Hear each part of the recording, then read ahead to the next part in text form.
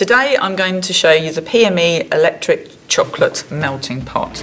This comes boxed with full operating instructions and is available in a UK, EU and USA plug. This has an electric base unit with an easy clean gloss surface. It also has a power light and on-off switch at the base. We also have a control switch, one to warm the candy and two to melt. Just be careful at this point in time because candy has different melting temperatures, so always keep an eye on this as well. If I just turn over the base unit, you'll see there are 5 sturdy feet just underneath there, and the whole unit comes with 3 melting pots. Each of these has a rivet attached easy hold handle just underneath, and each pot will hold a maximum of 250 grams of candy, which you can fill to the maximum level just there. This machine isn't designed to temper chocolate and is designed to melt. Now we're ready to melt our candy or chocolate.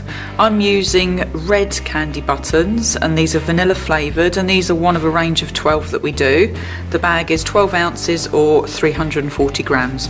I've actually filled up to the maximum level just on the inside there, and now I've done this, I'm actually ready to switch my machine to be able to heat the candy up. So I'm just going to switch that round to number 2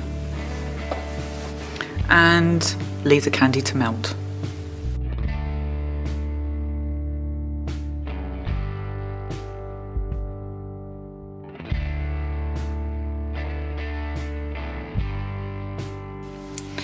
Now, as you can see, the candy has a slight shine, so this looks melted to me, so I'm just going to give it a little stir to mix everything in. Now remember, the red candy actually melts a little bit quicker than all of the other colours, so you need to adjust your time accordingly. So I'll just wipe that across the centre, and at this point in time, to just maintain the temperature, I can now turn my melter down to number 1 setting just to keep my candy warm.